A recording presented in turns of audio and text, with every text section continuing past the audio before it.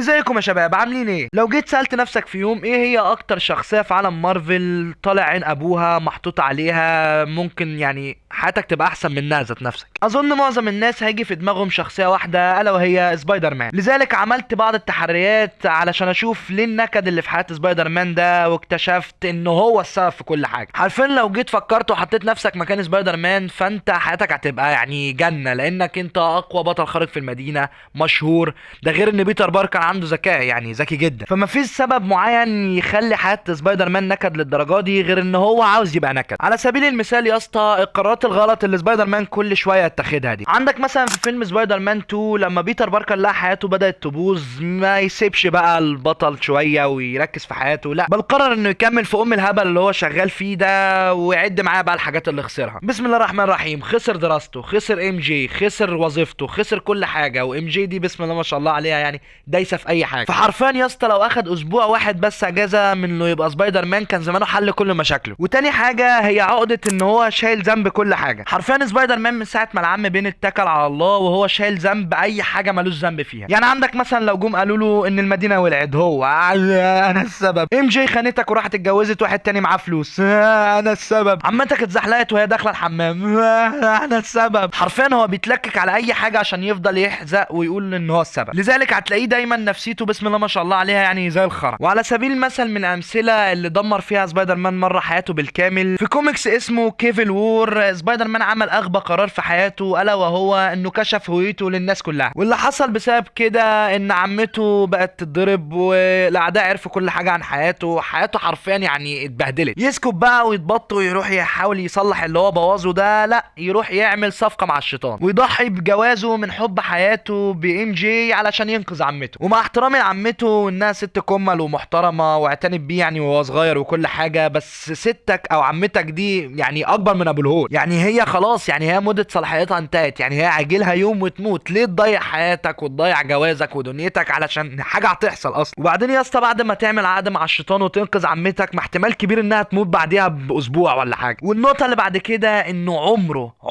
عمره ما بيتعلم من اخطائه. يعني بيفكرني بشخص كده، يعني مثلا لو حد عمل حاجه غلط واتاذى منها خلاص بيبطل يعملها، ولكن الموضوع بيمشي عكس مع البني ادم الغبي ده. يعني لو عمل حاجه غلط واذته يرجع يعملها تاني. على سبيل المثال مثلا في فيلم نو واي هوم، كان ممكن يقدر يسمع كلام دكتور سترينج او يقفل الموضوع من بدري، لكن لا، ازاي لازم ينقذ كل الاشرار اللي موجودين في الكوكب علشان هو قلبه طيب جدا. في المقابل بقى حياته هتتدمر، هيخسر عمته، حتى البت المسلوعه اللي بيحبها. وانا شايف ان دي اكتر حاجه استفاد فيها سبايدر مان، ويعني اكتر حاجه صح عملها في حياته، يعني احييه عليها. ننتقل بقى لحياته الشخصيه. حرفيا حياه حصان البحر ممكن تبقى احسن من حياه سبايدر مان. يعني بيتر باركر شخص عبقري مجتهد في شغله، الناس بتحبه، يعني ممكن اي شركه تتمناه، ولكن حياته بايظه. حرفيا هو سايب كل الشركات اللي ممكن تاخده كعالم هناك ويقبض مرتبات عاليه، ورايح يشتغل مع واحد حاطط بقسماطه في بقه. والنقطه دي بتغيظني لان سبايدر مان حرفيا يعني هو مش موهوب في التصوير. هو حرفيا من اول الافلام او من اول كل السلاسل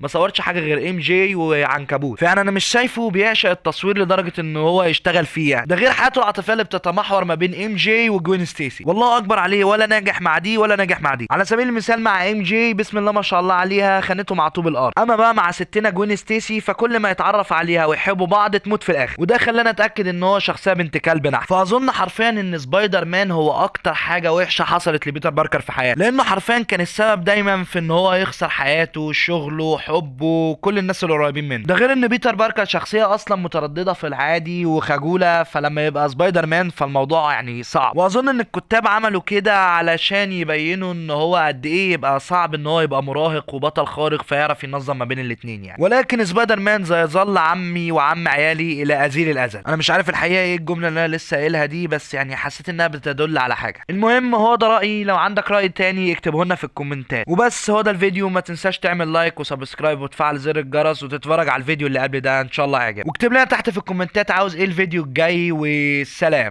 نسيت اقول لكم حاجه مهمه، ان احسن حاجه حصلت لسبايدر مان انه نسى البت دي.